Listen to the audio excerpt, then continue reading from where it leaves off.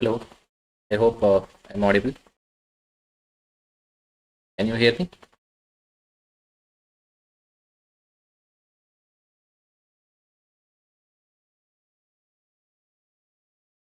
Hello, I hope I'm audible.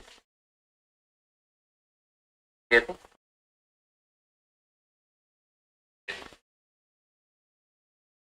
Hear me?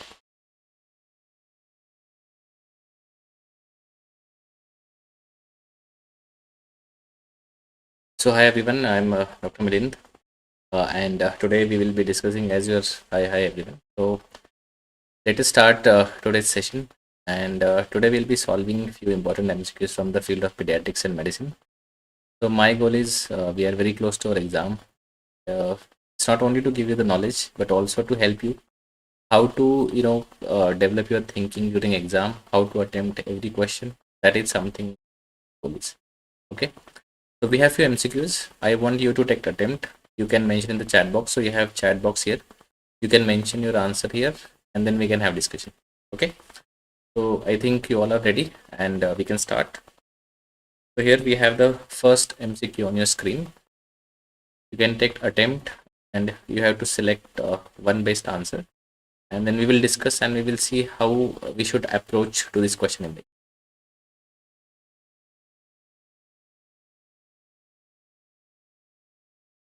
You can mention answer in the chat box. So we have a chat box here. You can write it there. So the question is, which of the following factor has maximum impact on fetal growth? Option A, IGF-1. Option B, growth hormone. Option C, PTH, that is parathyroid hormone. Option D, thyroxine.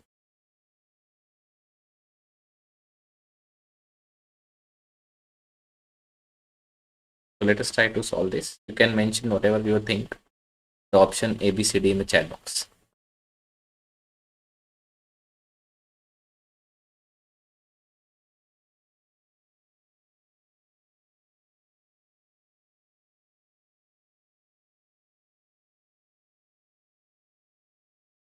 You can take attempt. You can mention the options A, B, C, D, whatever you think.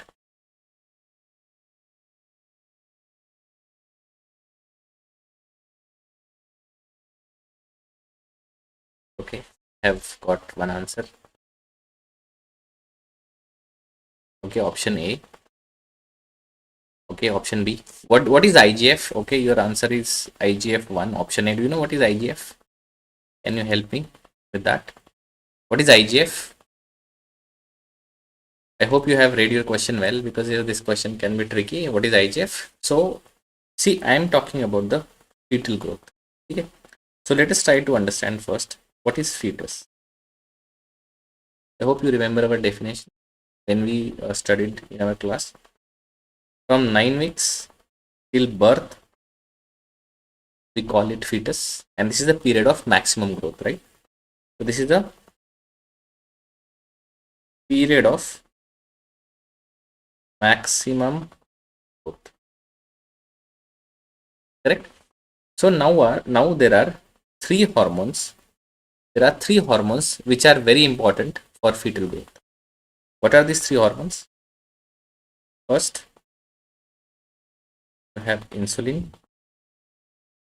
Second, you have thyroxine. Third, we have cortisol. I hope you remember from the classes we have discussed that growth hormone has no role in fetal growth. So growth hormone is not responsible for fetal growth. We have insulin, we have thyroxine, and we have cortisol. So these three hormones are very important for fetal growth. Now what is the question? Question does not ask which hormone is not responsible. Question is asking which hormone has the maximum impact on fetal growth.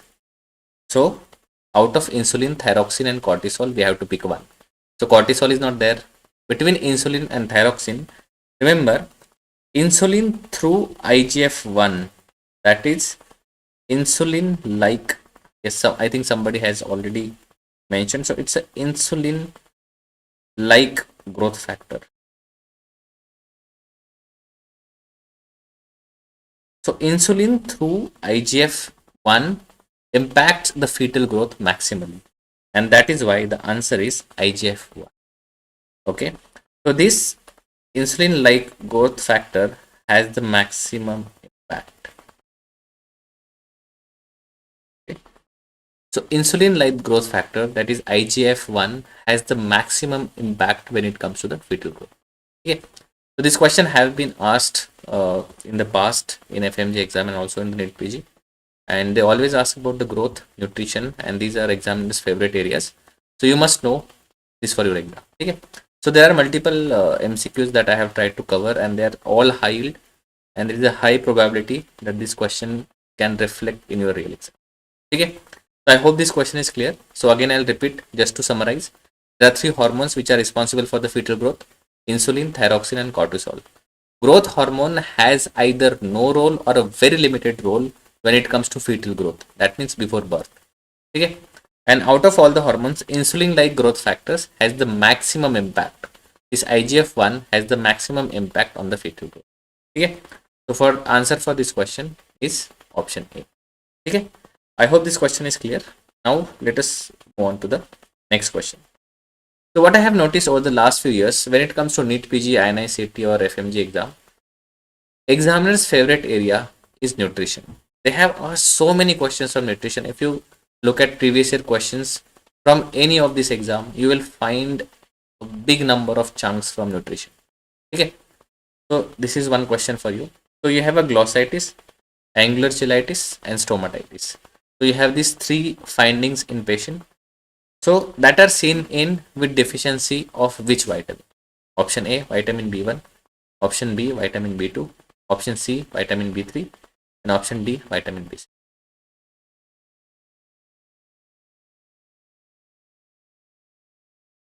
I want you all to take attempts. See, because for your exam, this is your practice, and these MCQs for your own practice. And this is definitely going to reflect in your exam. Okay, I have one answer. Option B, option D, option B, option D. Okay, so there are two answers I am getting, option B and option D.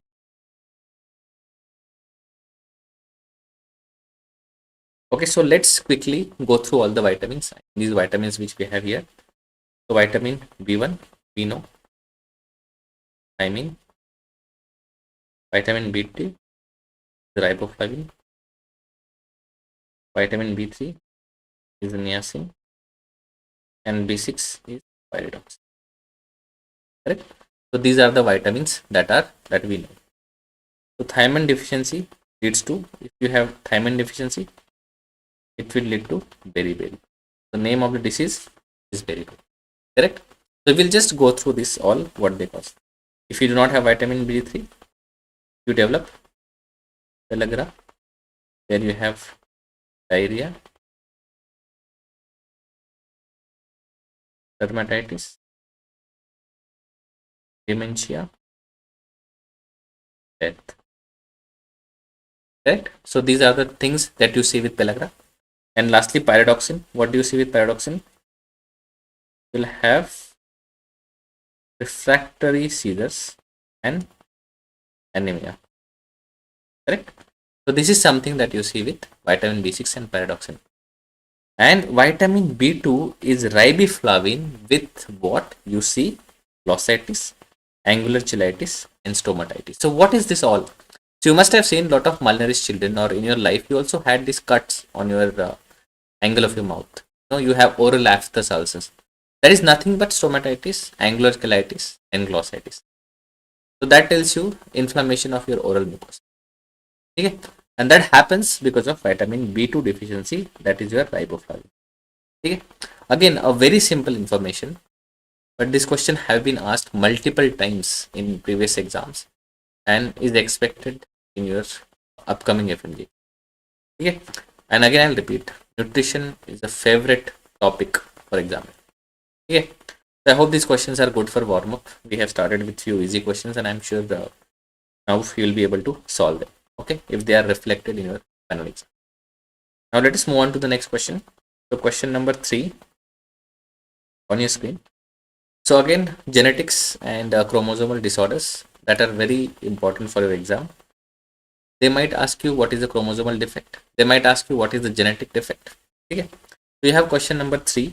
You have a 9-year-old female who has short stature, and as you can see in the photograph, these are the phenotypical features. So what do I mean by phenotypical features? Means when you look at a person, how that person looks like. So you look at this patient and this is how this person or this female looks like. Okay, so I can zoom it for you. You can have. So the question says she's a 9-year-old female. She has a short stature, means her height for age is less than minus 3 standard deviation. And this is what you see. This is the phenotypical feature, or this is what you see on the image. Now the question is, what is expected chromosomal abnormality? Okay, I hope you have registered this image in your mind. The options are 45XO, 47XXY, trisomy 13, and 46XY. Can you tell me what is your answer? All of you are giving answer A. What is 45XO?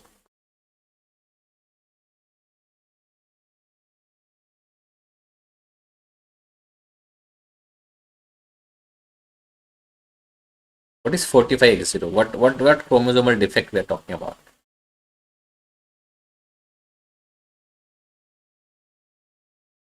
Anyone? Yes, your answer is correct. Option is A. Yes. So this is a, what we are talking about here is a Turner syndrome, right? So 45XO, nothing but Turner syndrome. Okay. Now there is one simple thing that I have given you very simple options, but if you have to rule out the options, see, it's a female. Question says it's a female. So if there is a Y chromosome, that means it is a male, right? So these two options already you can rule out, 47XXY and 46XY, right? Because these are boys, they have Y chromosome. So that cannot be the answer, right? Now you have between 45XO and trisomy 13. Now what are the findings that you are seeing here? So here what you see here, this is webbed neck.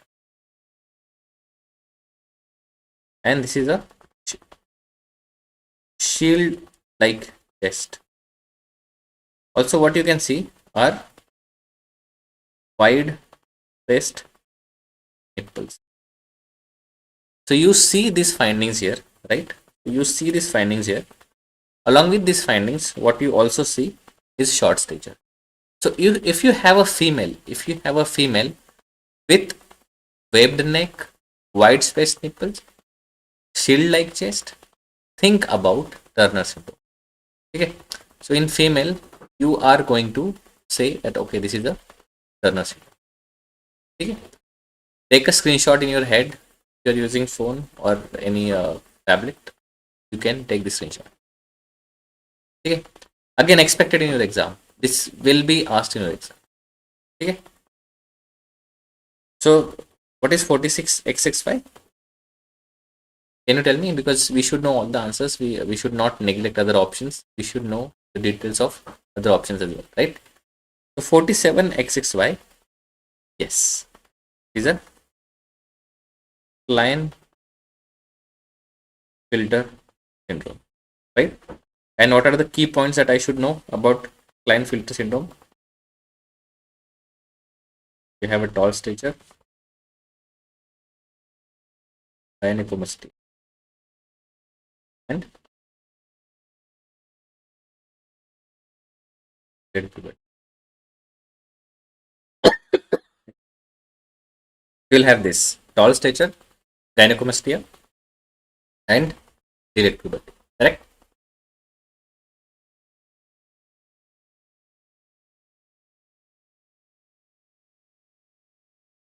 What is trisomy 13? Yes, is Fetal syndrome.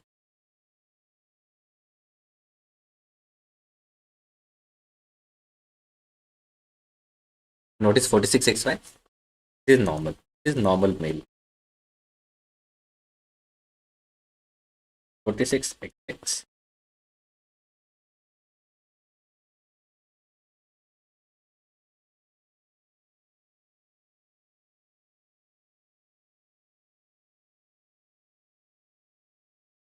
Okay, so this much you should know for example.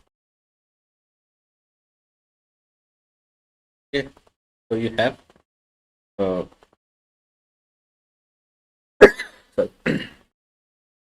So for your exam, this much you should know. Okay, so I hope this is clear. If you have any doubt, anything, you can always write in your the chat box and we can discuss the topic as well. Okay, I hope the things are clear. Let us move on to the next question. Question number 4. So this is a very interesting question for you.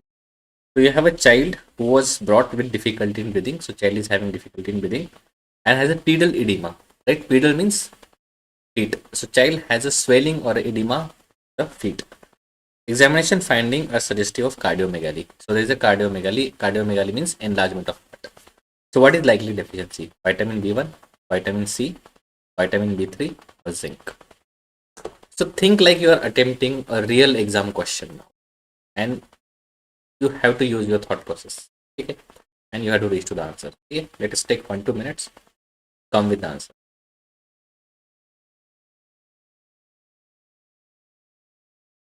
You also have to tell me the diagnosis. That what condition the child is having and why do you think what is the deficiency?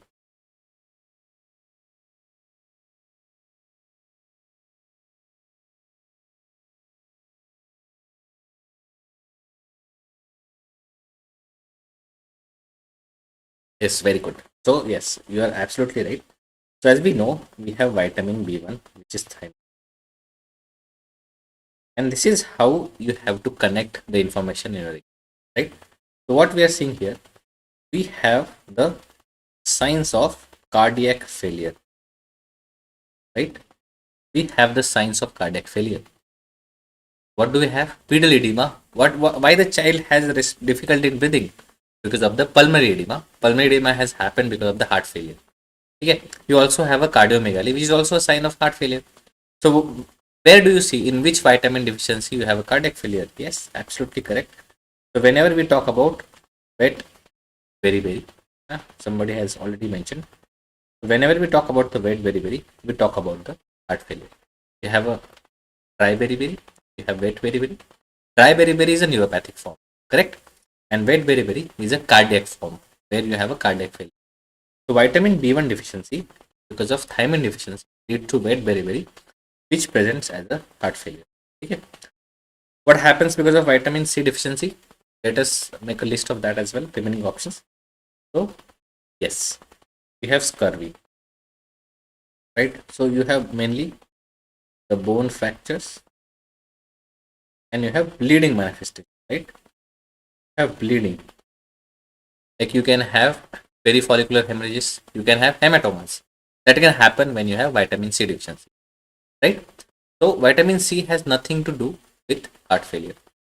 Vitamin B3 niacin we already discussed will lead to pellagra, and zinc leads to condition called as acrodermatitis enteropathica.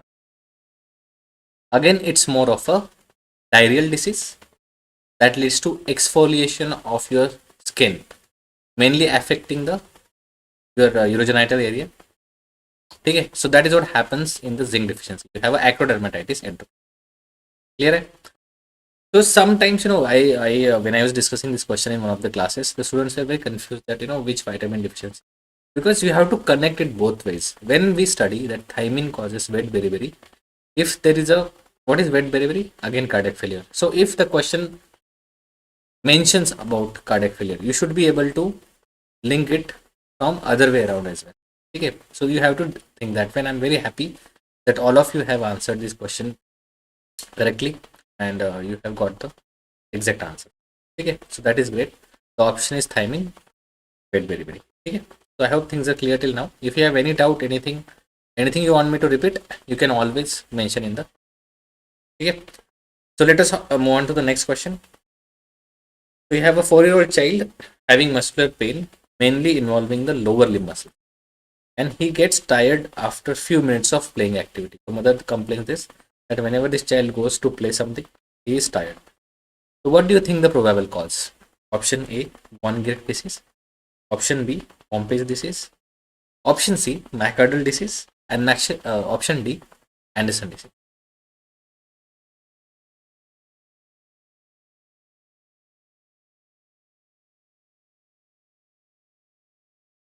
So what do you think?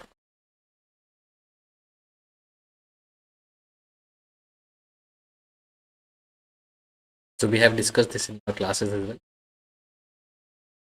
So here we are talking about glycogen storage disorders. Like we are talking about glycogen storage disorder.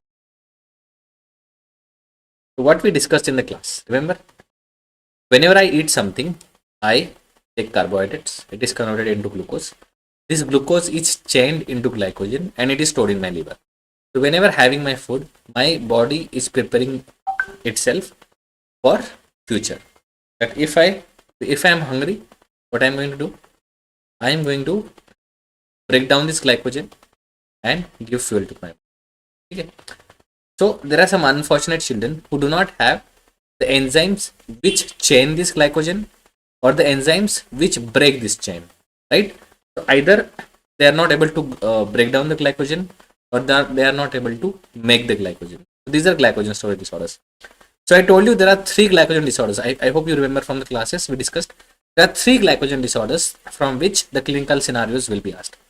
The first is von Gilk disease. So this is type 1, right? This is type 1. So I hope you remember the keywords from the classes. So what were the keywords? So you will have a doll-like face and you have rhinomegaly, right? So you have a doll-like face and rhinomegaly. It's von Gilk disease. I told you about Pompey's. Pompey's is type 2. Can you tell me what was the keyword that I told you about Pompey's in the class? I hope you remember. What did we talk about Pompey's disease? So if you see this in your exam, in your question, you can click Pompey's disease as answer. Okay. So what was it? Yes, is ECG. If you see ECG or involvement of heart, if you see ECG or involvement of heart in your question, the answer is Pompey's. Do we have such? Do you see doll-like face or rhinomegaly in the question? No. So it's not a von Gilk. Do you see heart involvement or ECG in the question? So it is not Pompey's. So what do I think? Why child gets tired after playing? Because there is no muscle phosphorylase, right? There is absence of muscle phosphorylase which break downs the glycogen in the muscles, and whenever you are exercising or playing, your muscles need glucose. So you do not have muscle phosphorylase, so you are not able to cut this glycogen. So whenever you play, whenever you do some activity, you are easily tired. So that is why, yes, you are absolutely right. The answer is myocardial disease. Okay. And Anderson is, the clinical scenario will not be asked. The Anderson disease when you do not have a branching.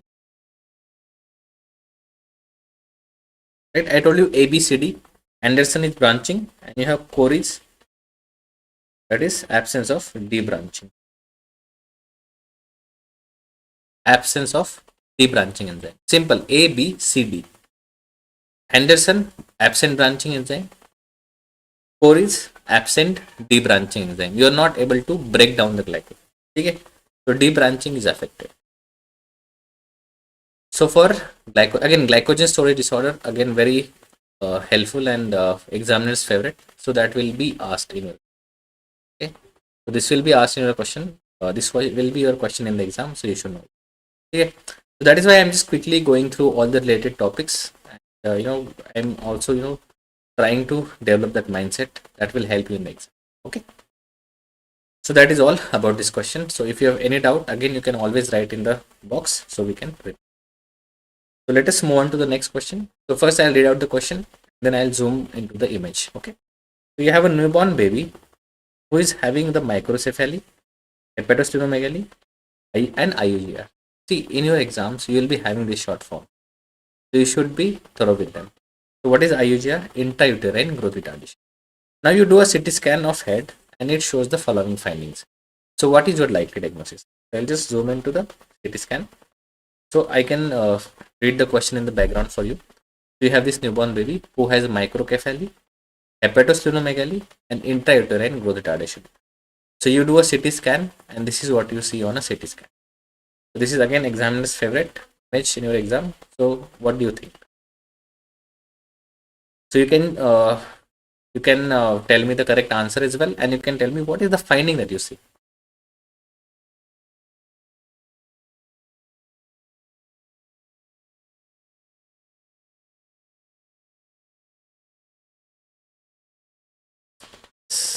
Okay, so this is a CT scan. So remember, what do you see white on CT scan? So you can see the white here. So this is the white that you see, and another white is here. So this white. So I told you calcium will look white in CT scan, right? The calcium will look white. The bone is calcium, and this is basically a periventricular calcification. Yes, absolutely right. So this is nothing but periventricular calcification. See these black areas that you are seeing, these are the ventricles of your brain, right? So these are the ventricles of your brain. So these you can see these white things are lining this ventricle. So that is periventricular calcification. Okay? And this periventricular calcification is a hallmark of your congenital CMV infection, right? Congenital rubella syndrome, I told you there is a triad of congenital rubella, right? You have what is the triad of congenital rubella syndrome? You have congenital heart disease, you have sensory neural hearing loss, and you have cataract. Okay? So we are not talking about anything regarding brain in congenital rubella syndrome. Can I repeat? Congenital rubella syndrome is a triad of congenital heart disease, sensory neural hearing loss, and cataract, right?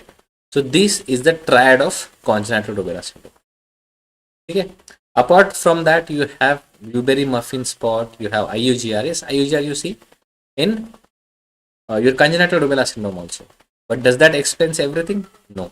Correct? So you have to think one diagnosis that will explain everything.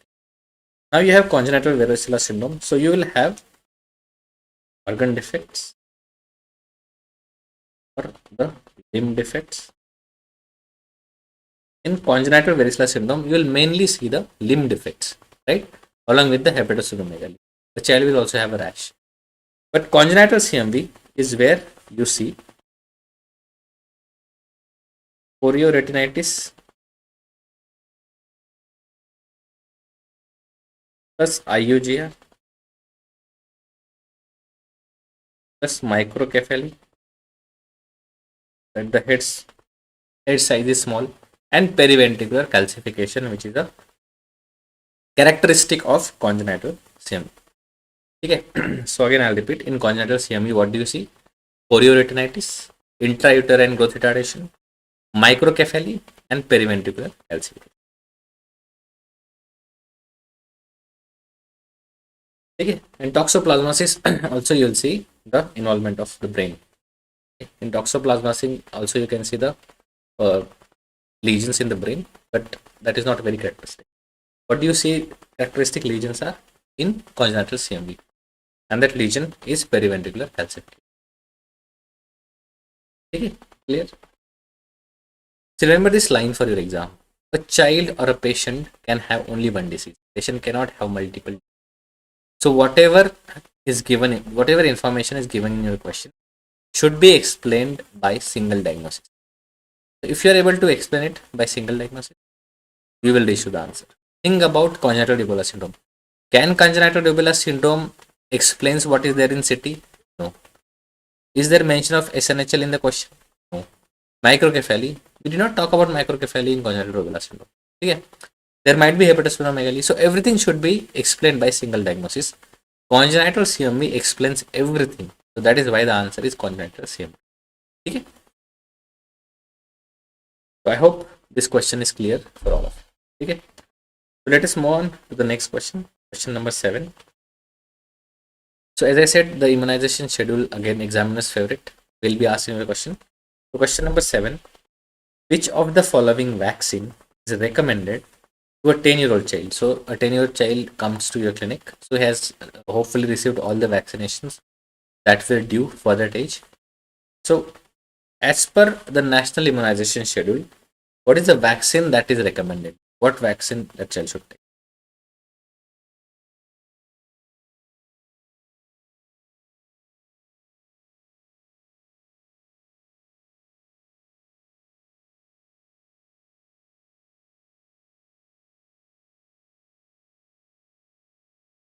We have option A, TD, option B, TT, option C, ETP, and D, TDAP. So there are some updates. National immunization schedule changes with time. So what is the recommendation as per me? Okay, easy. Yes, all of you have answered correct. The answer is TD. Remember, usually we remember vaccination schedule well till 5 years. After 5 years, most of you will forget what is given after 5 years. Remember, at 5 years, we give ETP booster 2. At 10 years, we give TD. So earlier we used to give TT. So that is why I have included this question. Earlier we used to give TT, right? Only TT, tetanus, but now we give TD. Because now, as the bacteria also changes the target population with time. So to cover the diphtheria outbreak in adolescent age group, they are giving TD also at the age of 10. Okay. So remember this, at 10 years we give. Remember, for pregnant women, we earlier used to give TT, but now we give TDAP for in pregnancy. Remember, pregnancy, now the vaccine that we give is TDAP. We do not give TT now. Okay, the recommendation is now TDAP. Also, there are a few updates at 9 months. We have IPV per dose. This has been also added. Remember, this is also one addition. This is one update that you should know. That IPV vaccine now we have added at 9. So at 9 months, you have MR1, you have JE1, you have PCV booster. Along with that, you have IPV third dose as well. Okay, that is injectable polio vaccine. So these are just new updates I am telling. I am not going to go through all the NIS and confuse you at this point of time. I hope you all know this schedule. Just few updates that I wanted to give you. So again, I'll repeat. At 10 years, the vaccine that we give is TD, tetanus and diphtheria. TDAP is used in pregnancy. And at 9 months, the one more vaccine that we have added is IPV.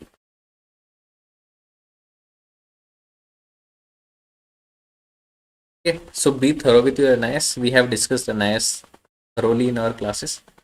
And just before your exam, just go through it once, because that's a very easy question and expected short question.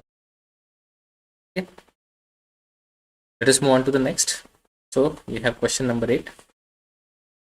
So you have a 14-year-old female presented with severe respiratory distress. So there is a respiration problem and tachypnea. Tachypnea means fast breathing. The child is breathing very fast. On examination, the chest is clear and the chest X-ray is normal. The X-ray of chest is normal. What is the best next step in the child? So they have been asking you what is the best step. You should get the HRCT done of chest. You should do MRI brain. You should check blood sugar and urine ketones, or you should check for the toxins. So what do you think about this? Again, I am expecting this question, this kind of question, this topic in this FMG. This is one of the strongest topic and strongest contender question which is expected to appear in your exam. So think about it. What is the diagnosis and what do you think should be done? Option A, B, C.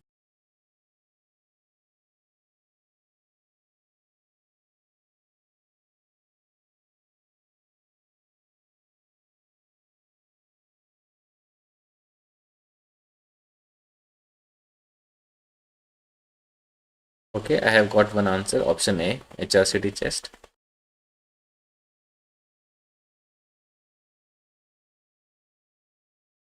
Okay, so let us discuss this question. See, when I read my question, so see what examiner is trying to say. A 14-year-old female, she is having respiratory problem, but chest is clear and X-ray is normal. So you have done two investigation. You have your physical examination. There is nothing in the chest, and X-ray chest is also normal. So why do you think that you will get something in HRCT chest? Yes, obviously you feel like that. But remember, whenever you have a respiratory distress, when you have a respiratory distress with normal chest finding, the cause always is acidosis. Okay. When remember my line, what I'm saying, whenever you have a respiratory distress with normal chest findings and clear X-ray, the reason for your respiratory distress is acidosis, and there are two reasons why you can have acidosis. One is renal, and one is diabetic ketoacidosis. Yes, correct, Neha. You're right. So you can have a diabetic ketoacidosis. So that is why this becomes a tricky question. Okay. Again, the question appears very easy when I read. A logical option feel like X-ray में कुछ नहीं आया, X-ray is normal, chest clear है, तो एक बार CT करके देखते हैं. But imagine CT means it is like 100 X-rays exposure, such a radiation. So what is a very simple step? Just take a sugar strip and glucose strip, and you can check blood sugar in 1 second. Urine ketone, just take the urine and you have a ketone stick. You can dip it in the urine and you know ketones are positive. So if you have a high blood sugar, urine ketones are positive. You do the blood gas, it is DK. Basically, this diagnosis of this case is DK. Okay. So this is diabetic ketoacidosis. Okay.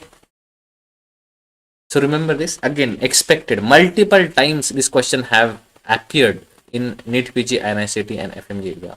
You should know how to identify the diabetic ketoacidosis. So how do you identify diabetic ketoacidosis?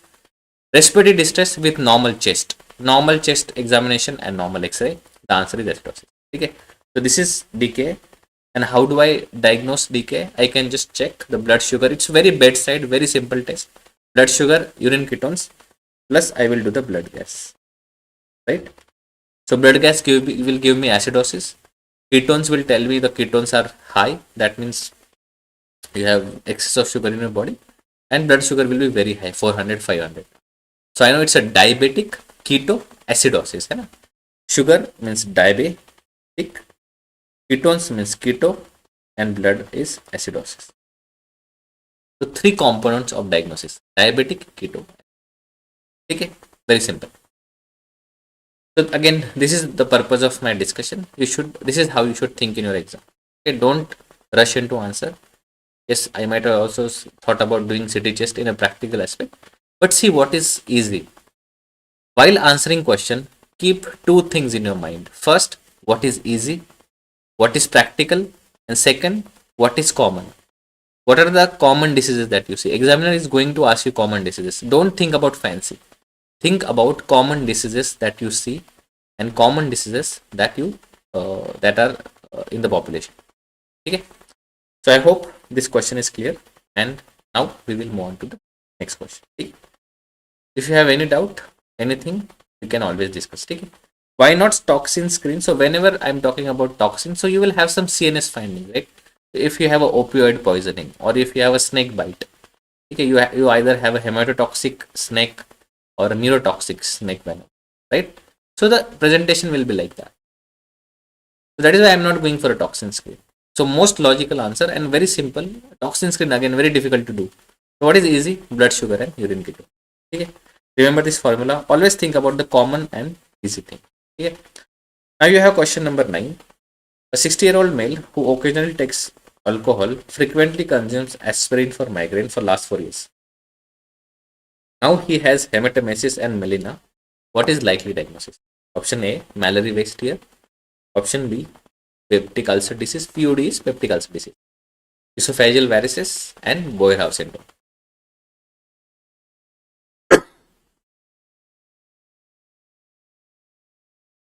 Take your time. You can take a minute or so to think. What do you think the answer is? And go ahead with that.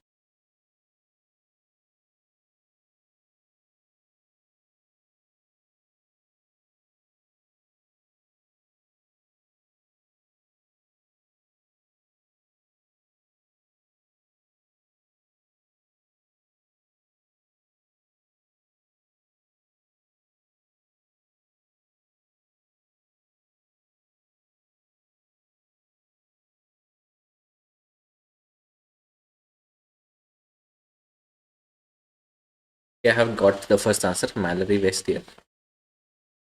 See, again, I'll say that whenever you read your question, you have to read your question well. Okay? So they are saying this is a 60-year-old male who occasionally takes alcohol. Okay? Alcohol to occasionally ले रहा है. But what this person is taking frequently? Aspirin. Right? So aspirin, whenever we take too much of aspirin like drugs, whenever we take too much of NSAIDs, non-steroidal anti-inflammatory drugs, painkillers, analgesics, when you take too much, what do you develop?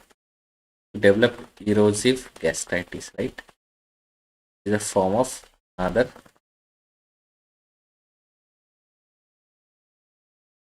peptic ulcer disease. Okay, so it's a form of your peptic ulcer disease. So think like this. See, what is Mallory West here? Okay, I will just go through, I will just walk you through before I'll write it again. So what is Mallory West here? So this is a partial thickness esophageal. In which patient do you say it? Patient who are chronic alcoholics and the patients with bulimia, right? Because they will induce this vomiting. Chronic alcoholics, not the someone who takes alcohol occasionally. They are not going to have this alcohol related lot of problems, right? Esophageal varices. Whenever you are a chronic alcoholic, you are going to develop the chronic liver disease. Eventually, you will have a cirrhosis, right? And after cirrhosis, you have esophageal varices. Again, this is not something I expect in someone who takes alcohol occasionally. What is Boyer-Haave syndrome? So this is full thickness, we call it transmural rupture, right? So this is a rupture of esophagus. See, what is difference between Mallory-West-Tear and Boyer-Haave syndrome? In Mallory-West-Tear, the esophagus wall is intact. There is just one tear. There is just one tear that has happened, partial thickness. In Boyer-Haave syndrome, complete esophagus is ruptured. It is ruptured. So the patient will be very sick. But someone who is taking NSAIDs or painkillers for such a long period, for 4 years, I expect them to have a gastritis, and it is also a risk factor for peptic ulcer disease. We all know that, right? So whenever you take a lot of NSAIDs, like you take aspirin, they are risk factor for development of PUD. So they have mentioned here alcohol just to distract you, just to confuse you. But they have mentioned it as occasionally. They have given you the giveaway. Right there, they have given you the clue that this is not something that patient does regularly. The patient is taking alcohol occasionally. Right? So ignore the noise and focus on the correct thing. Okay? So the answer is peptic ulcer. Clear? Now we move on to the next question. You can read it. Again, such image-based questions will be there in your exam. So question number 10. You have a 55-year-old female. She is having anemia, fever, and there are bone pains. And peripheral blood smear shows following finding. So what is your likely diagnosis? I'll just zoom the image for you. This is a peripheral blood smear, 55-year-old female. She is having bone pains, fever. And this is what you see on the peripheral smear. So what do you think? Option number A, multiple myeloma. Option number B, AML, acute myeloid leukemia. Then you have CML and CLL. So option number A, what do you think?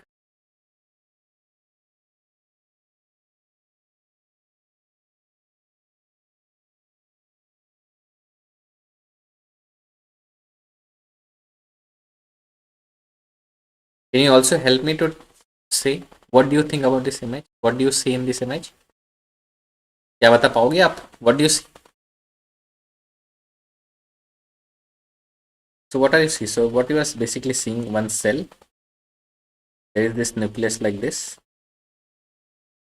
right? You see a nucleus here.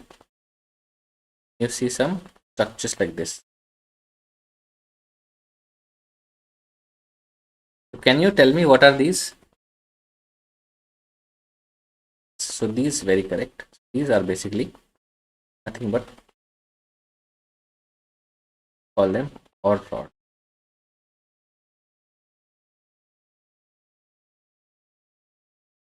Call them or rods. These or rods are very characteristic of AML, right? You see it in AML, acute myeloid leukemia. Very easy, straightforward image-based question for your exam. So such question will be like this. In some questions you will directly get a very simple and straightforward clue. You don't have to think much. Okay. So this is what you see out rods, and out rods is something that you see in AML, acute myeloid leukemia. Okay. So there is nothing more to discuss about this question. It's a straightforward question. If you know, you know. Okay. So go through all the images that we have given you in the classes. So let us move on to the next question. Question number 11. So this is an interesting question, and I would say that yes, you can definitely think about this question. Take some time. So you have a 13-year-old boy who has a rheumatic fever. He is prescribed 0.6 million international unit of benzathine penicillin. And now you want to start him. Basically, they are asking about the secondary prophylaxis. So you have a child who is diagnosed with rheumatic fever, and you want to put this child on secondary prophylaxis. Okay. So how do you start and continue the secondary prophylaxis?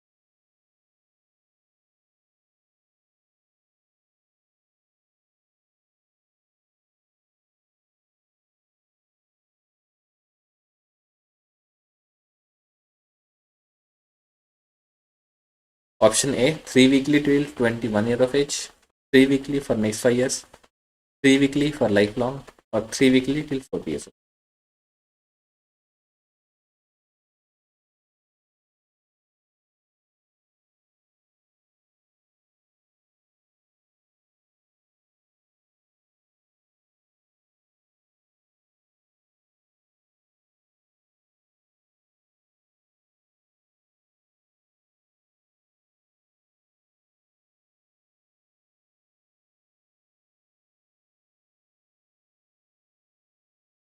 So 3 weekly till 24. Again, I hope you understood the question. You have a 30-year-old boy.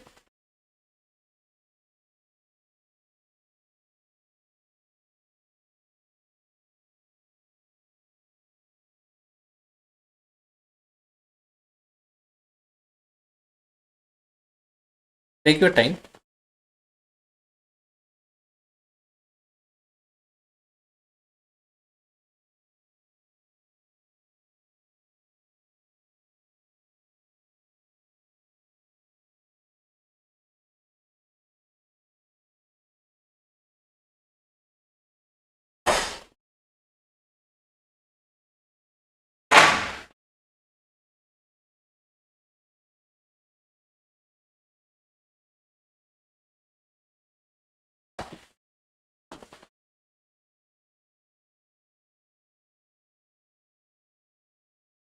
Okay, so in this question, basically we are talking about the secondary prophylaxis, the duration of secondary prophylaxis when it comes to rheumatic fever, right?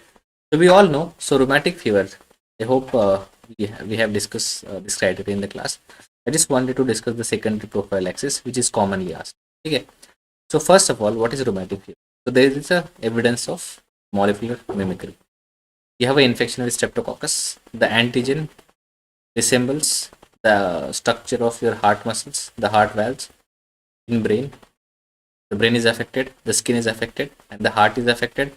Joints are affected. So you have arthritis, you have sydenham scoria, you have murmur because you have carditis, you have subcutaneous nodules, you have erythema marginatum. So all these things you see in rheumatic fever.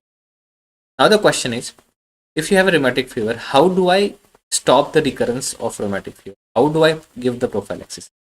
So primary prophylaxis is to treat the infection, the streptococcus infection that we have. Secondary prophylaxis that I want to prevent the recurrence. So how do I do that? So we divide it into 3 parts. The prophylaxis, we divide it into 3 parts.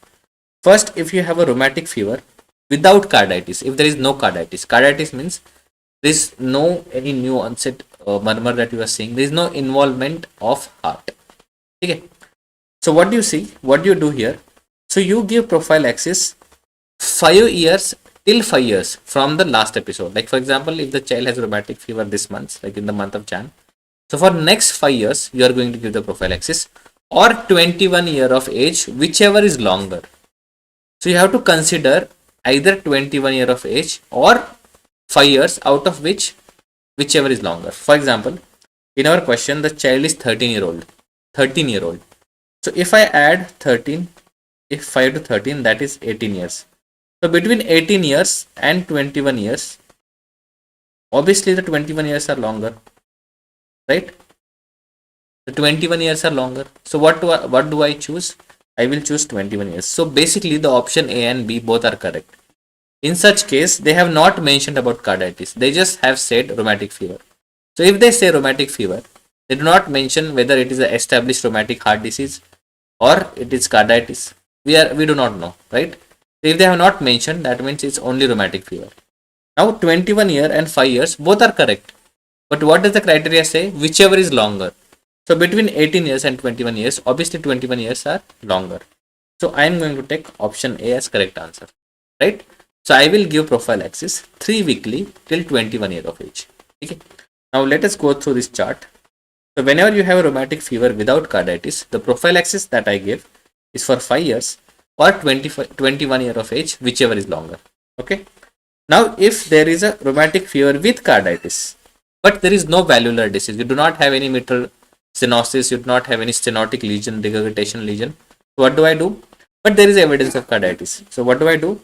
I give prophylaxis till 10 year or 21 year, whichever is longer. So suppose this, if this child had carditis, evidence of carditis, what would be the duration of prophylaxis? So for 13 year, I will add 10. So that will be 23 years. So 23 years is more than 21. So the answer will be 10 year from the last episode. Okay. That is how the answer will change. And that is why this chart becomes extremely important. It's a very simple chart and you should thoroughly know it. I hope it is clear. Again, I'll repeat. So if you have a rheumatic fever with carditis, but no valvular lesion, like no stenosis, like no mitral stenosis, no regurgitation. So what do? I give prophylaxis from 10 year from the last episode. So child is 13-year-old. So plus 10, that is 23. But 23 is more than 21. So I will give prophylaxis for 10 year more. But child in our question does not have the carditis. And the last is when you have a persistent valvular disease, like you have established rheumatic heart disease. We call it RHD. So if you have rheumatic heart disease established, you give 10 year or 14 years of age, whichever is longer. Obviously, rheumatic fever we commonly see in adolescent age group. So 40 year is the correct option. So till 40 years, you are going to give the prophylaxis. Okay. So this is how you do it. And these are the 3 criteria that we use: rheumatic fever without carditis, with carditis, and with established cardiac lesion or established valvular disease. 5 years, 21 years of age, 10 years, 21 years of age, 10 years, 40 years of age. That is how you should do it. Okay. I hope it is clear for you. And this is again a very high yield, very important question for your exam. Okay. I hope it is clear. And we can move on to the next question. So we have 3 more questions. I'm not going to take a lot of time. And these again are very interesting questions that are left. So we have question number 12. A 55-year-old child, patient who has a thalassemia, and he has received obviously recurrent blood transfusions. So now when you are screening this patient, what do you see? HBs AG antigen is positive, anti-HVC IgM is positive, and HBe AG is positive. So what is the cause? Chronic hepatitis B, acute hepatitis B, window period, or an inactive carrier?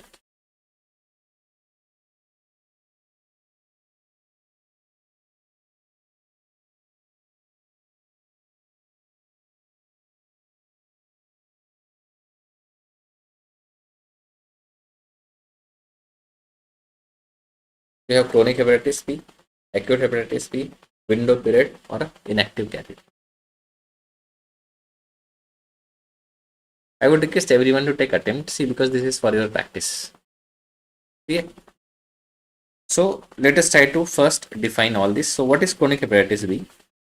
When you have HBsAg present for more than 6 months, call it a chronic, right?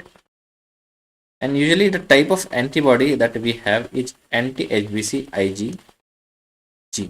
So if you have anti-HBc IgG, it is chronic.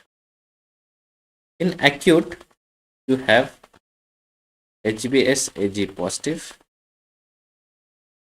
anti-HBc Ig antibody that you have here is M, right?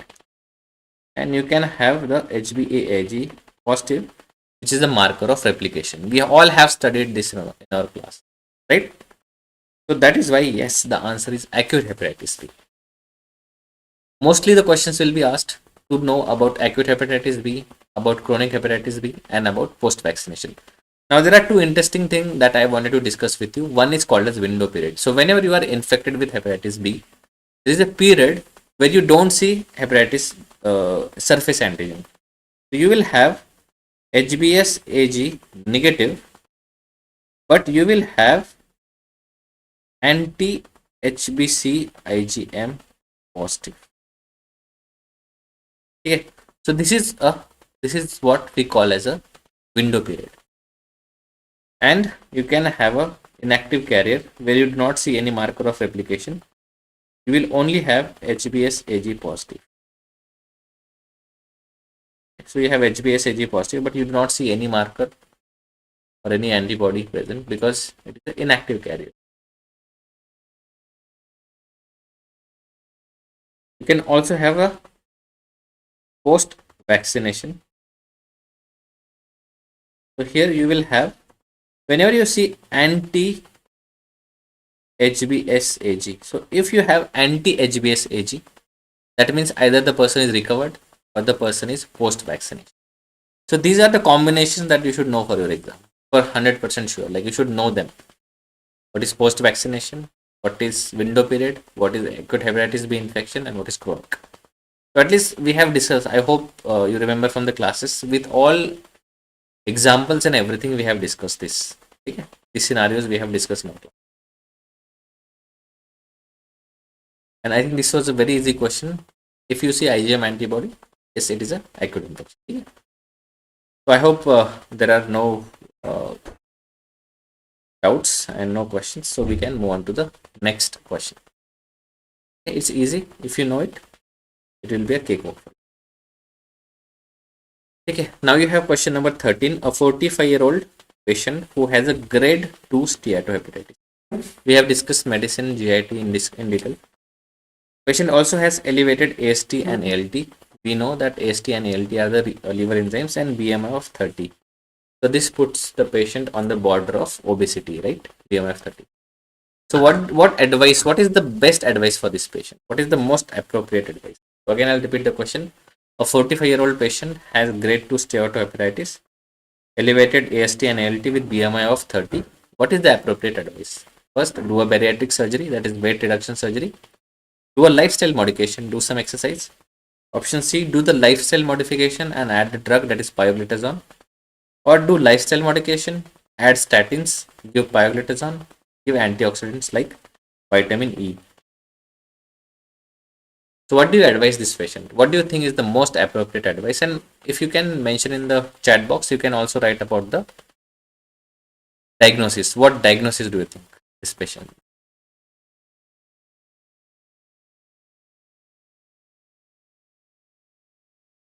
We have again discussed in our medicine lectures, medicine classes. We have discussed about this. So see, what do you see? What is steato? Steato means fat, right? This is fat. So this is basically a non-alcoholic. So there is no mention of alcohol. So this is a non-alcoholic fatty liver disease, or we call it NASH, non-alcoholic steatohepatitis, right? So remember, there is no drug approved. So there is no best drug that will help you in the when it comes to NASH. So what is the best drug? Best drug is, yes, you are right, lifestyle modification and exercise. Okay, this is what we advise. Change your lifestyle, eat healthy, and do some exercise. That is going to help you to reverse the fatty liver disease, right? Your liver is affected, so there is a lipotoxicity, right? So there is a component of lipotoxicity. So you have lipid toxicity, and liver is damaged. So you have to take care of it. So how do you do it? You do lifestyle modification and exercise. Okay. All the bariatric surgery is when you have a morbid obesity, like 40 BMI of 40, 45, like morbidly obese, then you can go for the bariatric surgery. These drugs have a very limited role. The best effects are seen with lifestyle modification and exercise. Okay. Again, the answer will be easy. So think that way. Okay. I hope things are clear. Now we move on to this is our, I think, second last question. So which of the following is not a contraindication for vaccination? So basically they are asking about the vaccination in special situations. See, pediatrics, growth, nutrition and vaccination are going to always be the high yield sites. So when we study the normal vaccinations, we should always know about the special vaccination scenarios as well. Okay. So the options are Digeorge syndrome, Viscoid syndrome, ataxia telangiectasia, and complement deficiency.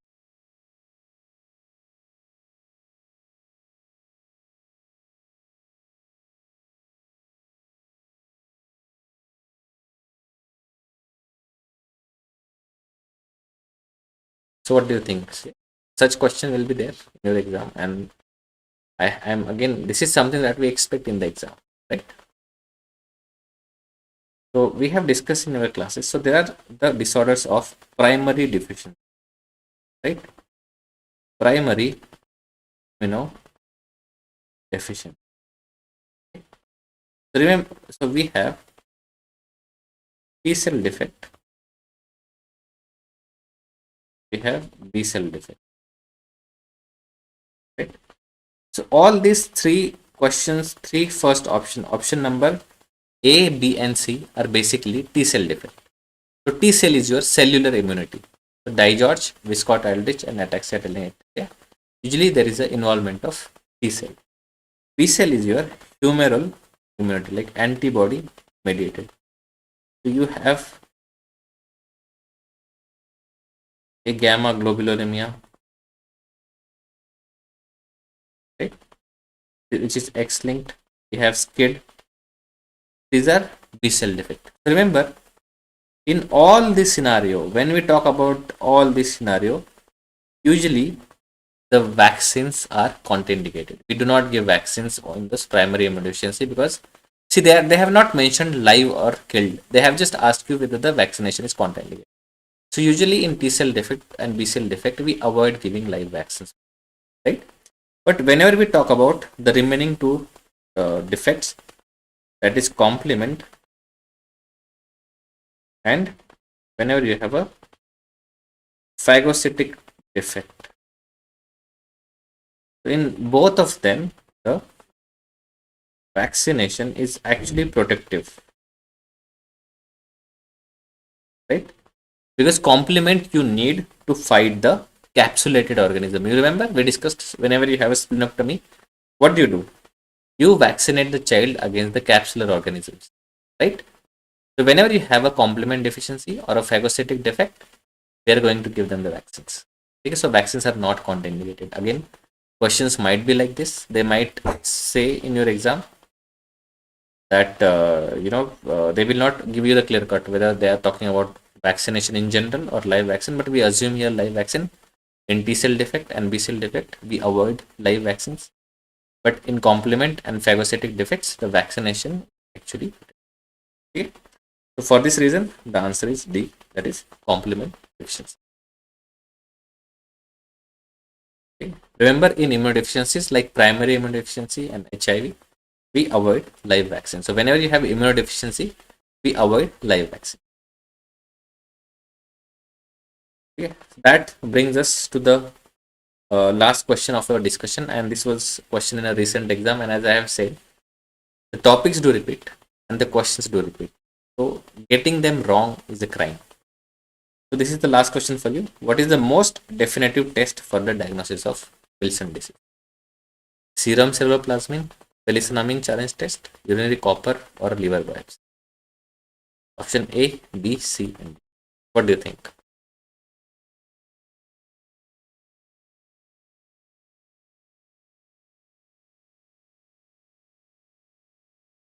What is the most definitive? Definitive means that will give you the 100% diagnosis. So is it serum ceruloplasmin? Is it penicillamine challenge test or urinary copper?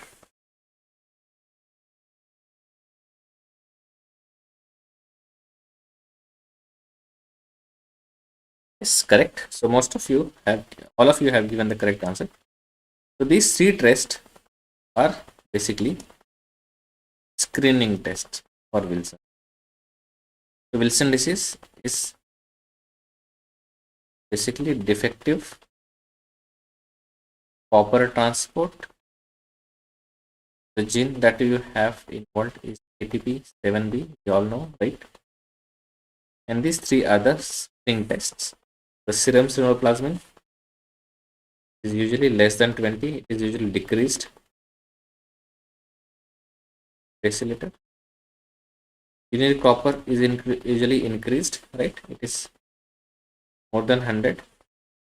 And liver biopsy is a definitive test, right? The liver biopsy is a test of choice, confirmatory test, or a definitive. Here you have more than 200, more than 50 microgram per gram dry liver weight. What do you check here? The copper content. So when you check the copper content, it is more than 250 microgram per gram of the dry liver weight. So when you take the dry liver weight, you will find this much of copper. That is a definitive test. Yes, it has its own risk, because when you take a biopsy from liver, right, bleed like this is the definitive test or test of choice. Okay. That is how you diagnose the Wilson's.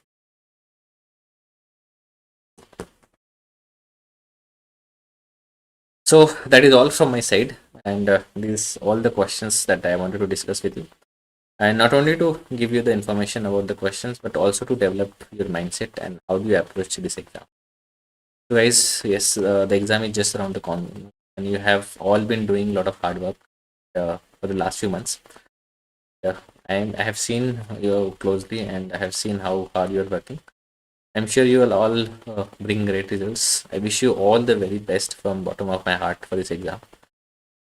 Just I wish to see you soon on the other side of this exam. Just stay focused for the last few days. Do your best. Don't panic. Whenever you want to face this exam with the positive mind. I hope this session was helpful for you, and I wish you all the best. Take care.